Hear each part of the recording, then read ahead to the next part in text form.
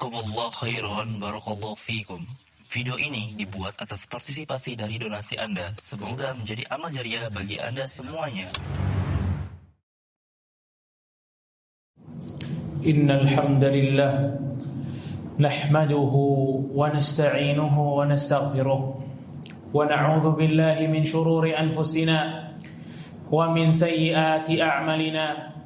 Man yahdihillahu fala mudilla lahu ومن يضلل فلا هادي له أشهد أن لا إله إلا الله وأشهد أن محمدا عبده ورسوله قال تعالى يا أيها الذين آمنوا اتقوا الله حق تقاته ولا تموتن إلا وأنتم مسلمون وقال تعالى يا أيها الناس اعبدوا ربكم الذي خلقكم من نفس واحدة وخلق منها زوجها وبث منهما رجالا كثيرا ونساء واتقوا الله الذي تساءلون به والأرحام إن الله كان عليكم رقيبا وقال تعالى يا أيها الذين آمنوا اتقوا الله وقولوا قولا سديدا يصلح لكم أعمالكم ويغفر لكم ذنوبكم ومن يطع الله ورسوله فقد فاز فوزا عظيما أما بعد فإن أصدق الحديث كتاب الله وخير الهدى هدى محمد صلى الله عليه وسلم وشر الأمور محدثاتها وكل محدثة بدعة وكل بدعة ضلالة أما بعد جماعة kaum muslimin yang semoga senantiasa diberikan rahmat dan keberkahan dari Allah Jalla wa'ala. Lewat mimbar ini ikhwatah, sebagaimana yang telah kita dengar 3 ayat yang kerap dibawa oleh Rasul sallallahu alaihi wasallam saat memulai khutbah, yaitu wasiat tentang takwa kepada Allah Jalla wa'ala. Karena salat Jumat, khutbah Jumat, salah satu tujuannya agar laki-laki tambah bertakwa kepada Allah Subhanahu wa taala. Tambah takut dengan Allah Subhanahu wa taala, tambah giat dalam beribadah kepada Allah. Bukan suatu kebiasaan yang dilakukan kemudian selesai tanpa memiliki bekas, tanpa memiliki pengaruh. Tidak. Salat Jumat tidak dibuat untuk seperti itu. Khutbah Jumat tidak disyariatkan untuk seperti itu, namun agar kita kerap tambah bertakwa kepada Allah Subhanahu wa taala. Ikhwata fi dini azakumullah, para jamaah salat Jumat yang dimuliakan oleh Allah Jalla wa ala. Sering saya mendengar, terutama di belakangan ini, adanya orang-orang, terutama laki-laki, bekerja di perkantoran. Mereka terjepit dengan 2 kewajiban menurut mereka. Di satu sisi, mereka sebagai seorang suami harus menafkahkan istri dan anaknya. Di sisi yang lain, ada orang tua yang butuh untuk dinafkahi. Generasi ini, orang ini bingung apa yang mesti ia perbuat. Maka keadaan dia yang seperti ini kerap menimbulkan dampak yang buruk. Ada sampai orang-orang yang malah menelantarkan anak dan istrinya hanya fokus untuk memberikan uangnya kepada orang tua. Ada yang sebaliknya, membiarkan orang tuanya miskin dan kerap royal dengan anak dan istrinya. Salah satu dampak buruknya, mereka sangat mengkhawatirkan dan suudzon kepada Allah tentang rezeki mereka.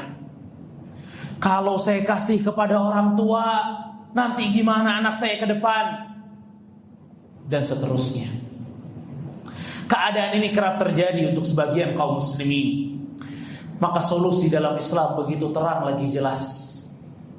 Pertama, Seorang muslim yang mendapatkan keadaan seperti ini harus mengerti fikih prioritas, mana yang didahulukan olehnya. Dia sebagai suami, sebagai anak, sebagai ayah, nafkah yang mana yang pertama kali dia mesti berikan?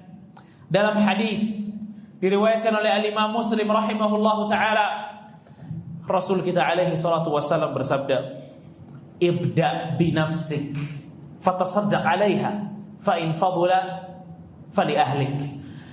Kata Rasul sallallahu alaihi wasallam, mulai dari dirimu. Nafkahnya buat kamu makan dan beli baju. Setelah itu berikan kepada keluargamu, kata Rasul sallallahu alaihi wasallam.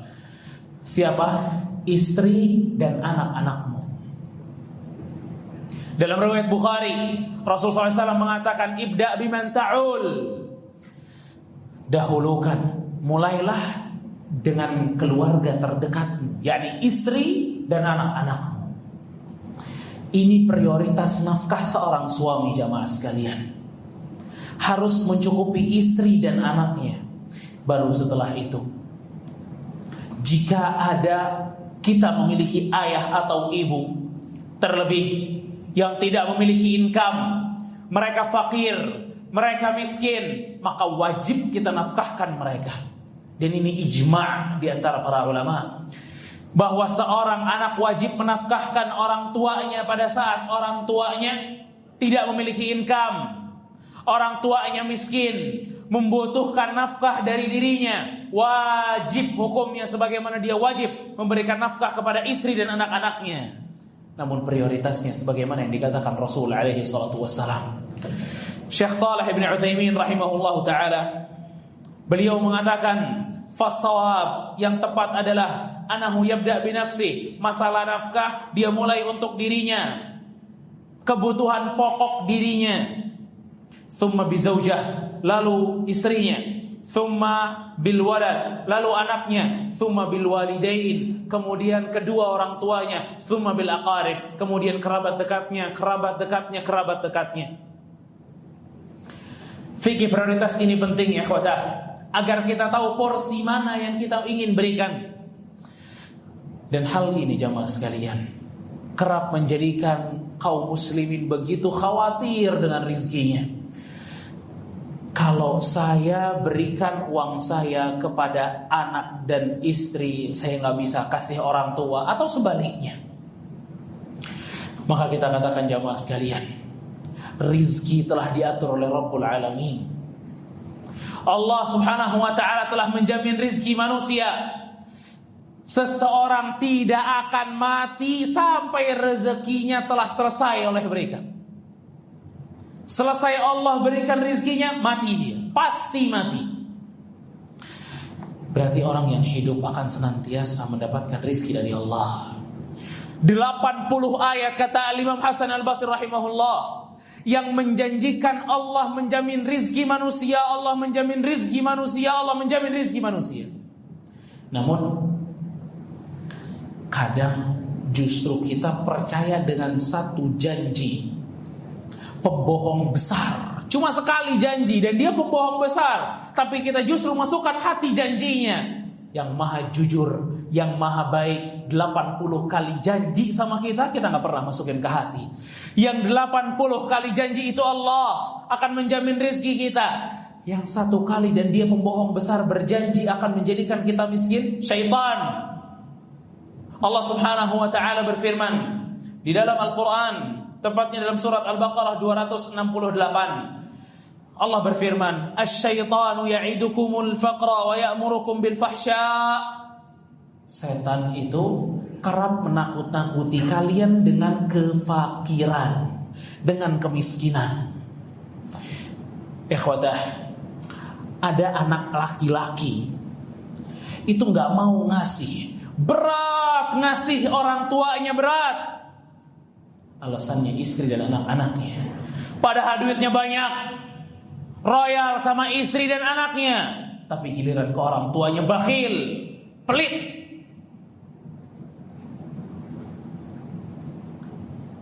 Dan alasan mereka khawatir dengan masa depan anak dan istrinya. Ikhwatah, Allah yang menjamin semuanya. Kenapa kita terus-terusan terganggu dengan janji sang pembohong besar syaitan? Inna syaitana ya'idukumul faqra. Allah yang bilang, setan yang menakut-nakuti kalian miskin tuh setan, bukan Allah. Wa yamurukum bil fahsya, dan kerap memerintahkan kalian dengan fahsya. Kata Ibnu Katsir, setan itu nakut-nakutin kita, awas miskin kalau sedekah. Kalau ngasih orang tua 1 juta, awas nanti anak kita makan apa. Wa ya'murukum bil fahsya, dan setan ini kerap memerintahkan kita untuk pelit, bakhil, kikir. Itu kerjaan mereka, ikhwata.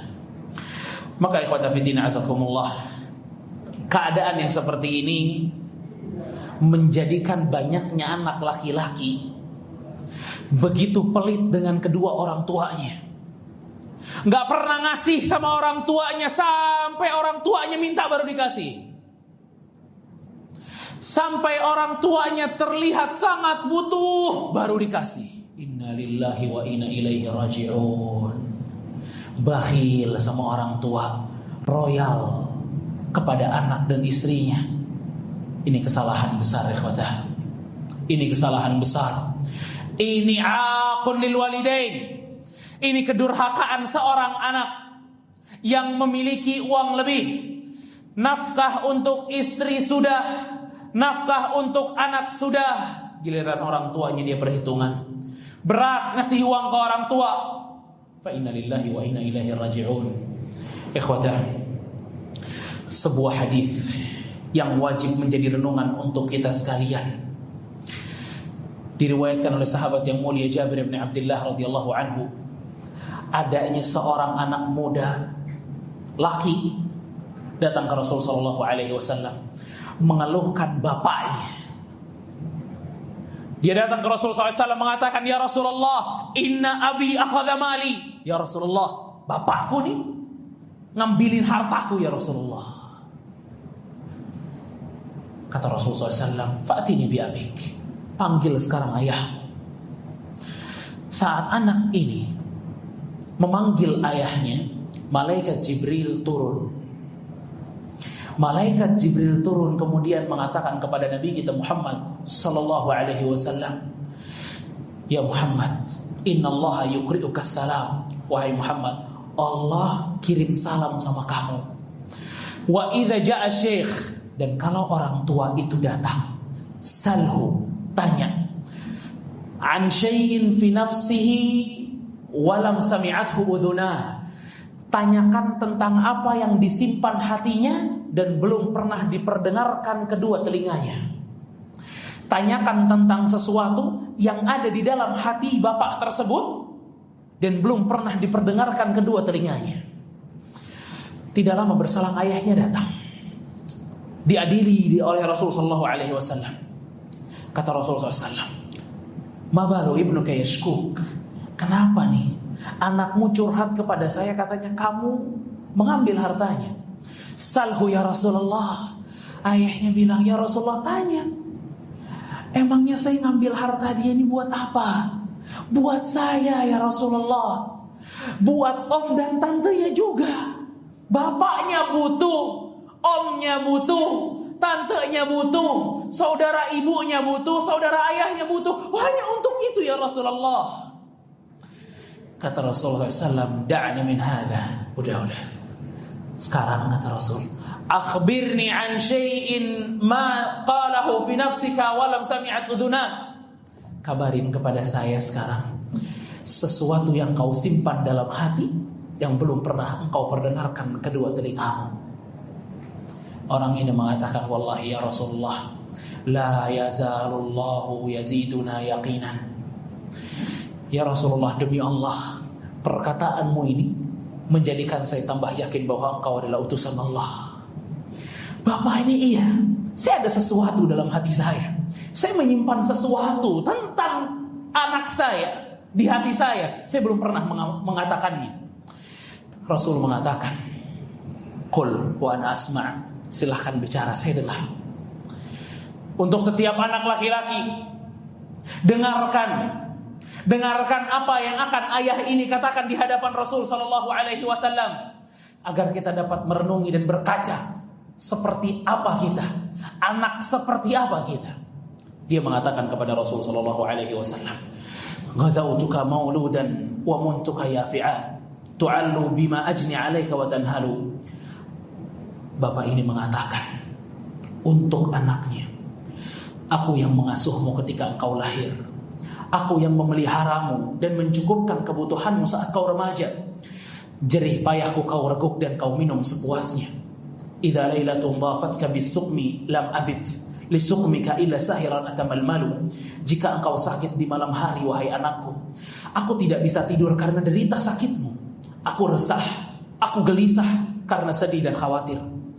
Ka'ani anal matruqu duna billadhi turiqta bihi duni fa'ainana tahmalu. Seakan-akan aku yang sakit, bukan engkau wahai putraku. Mataku tak mampu lagi untuk menahan air mataku. Takhafur rada nafsi alaika wa innaha la ta'lamul anna al-maut waqtun muajjalu. Aku khawatir putraku disambar maut, walau ku tahu semua sudah ada ajalnya.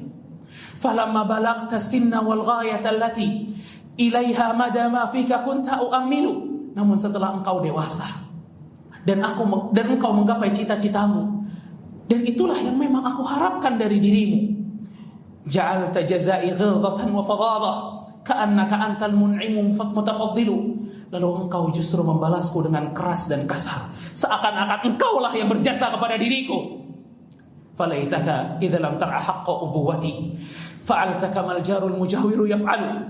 Jika engkau tak mampu menganggapku sebagai ayahmu, anggapkah aku sebagai tetanggamu. Sikapilah aku seperti seorang tetangga baik dengan tetangganya. La ilaha illallah. La ilaha illallah. Ini curhatan seorang ayah tentang keras anaknya, pelitnya anaknya, durhaka anaknya, perhitungan anaknya kepada orang tuanya. Dan apa yang dilakukan Rasul sallallahu alaihi wasallam? Rasul setelah mendengar perkataan demi perkataan tersebut, Rasul tarik kerah baju anak tersebut dan Rasul mengatakan, "Anta wa maluka li abik." Kamu dan hartamu milik ayahmu. Alaihi salatu wassalam. Ikhwata, diri Anda, harta Anda milik ayah Anda. Barakallahu li wa lakum fil Qur'ani was sunnah wa nafa'ani bima fihi min al-ayati wal hikmah. Aqulu qawli hadha wa astaghfirullah li wa lakum.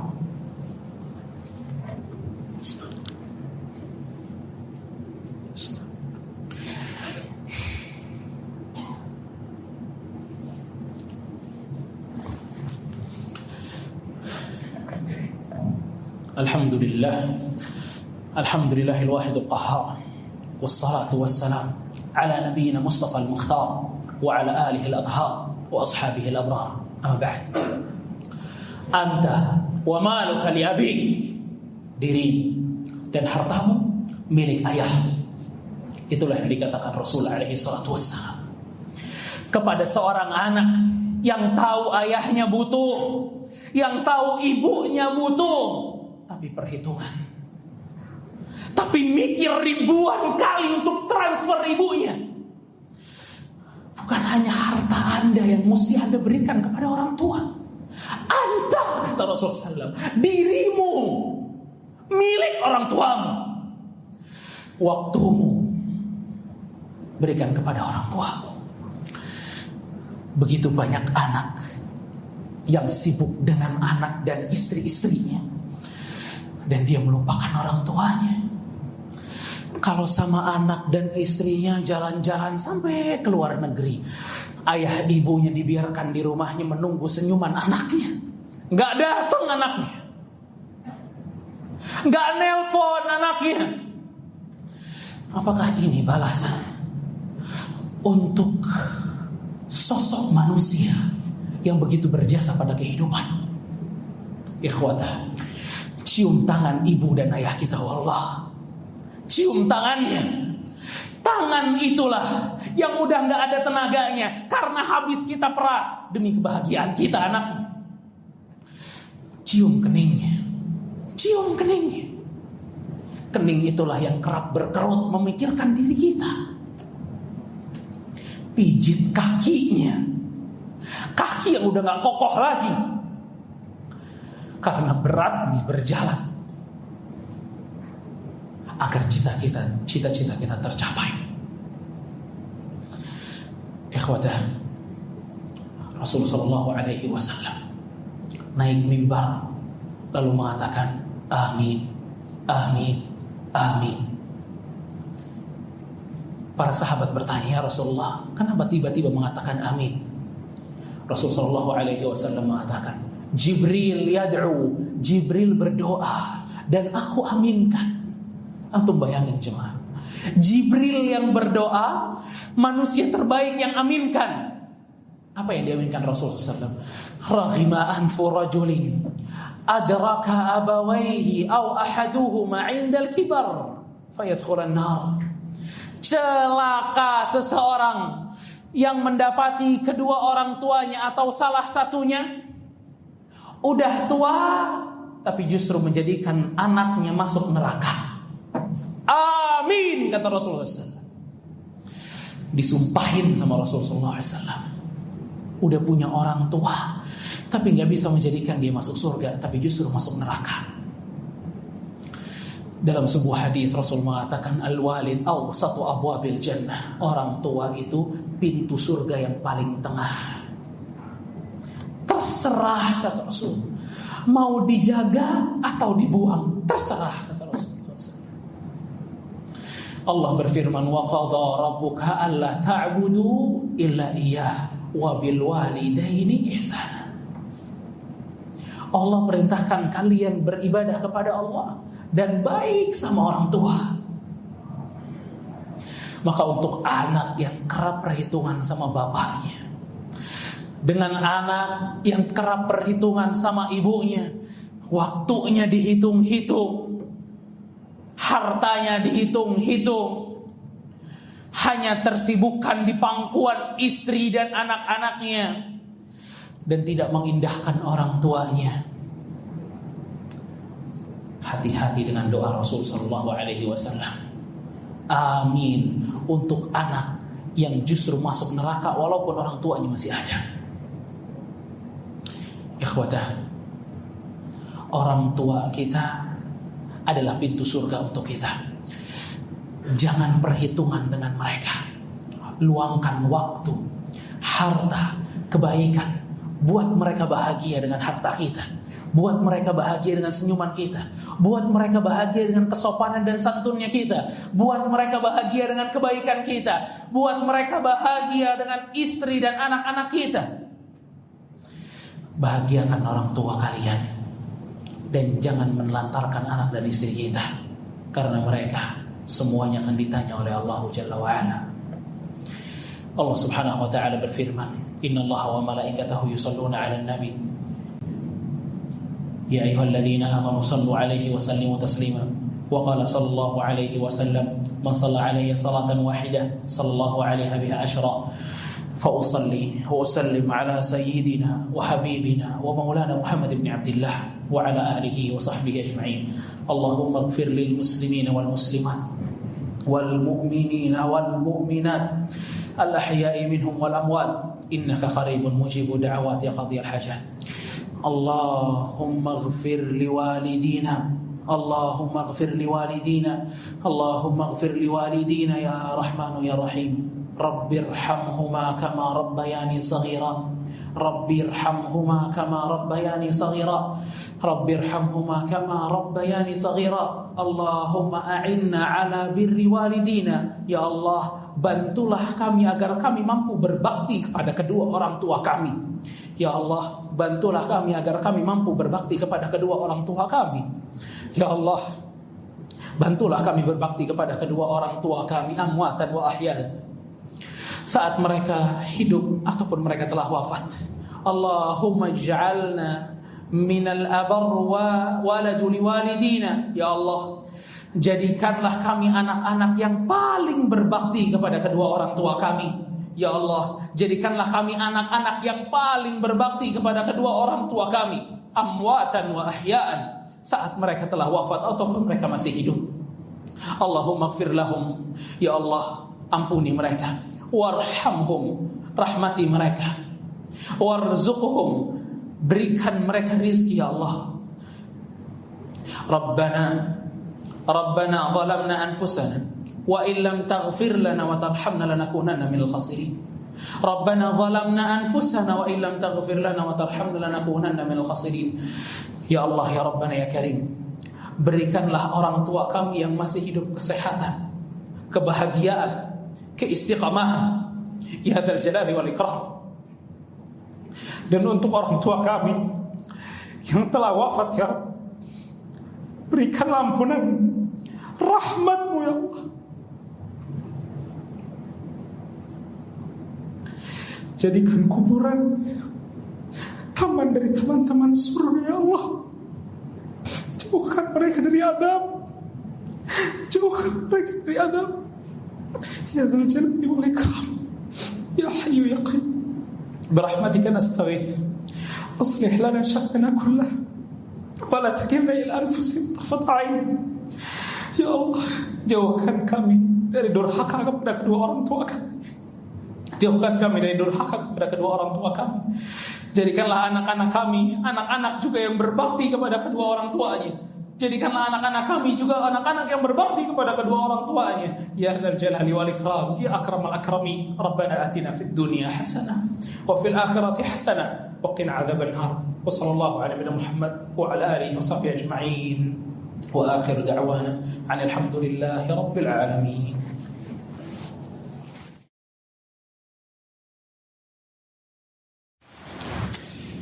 Jazakumullah khairan, barakallahu fikum.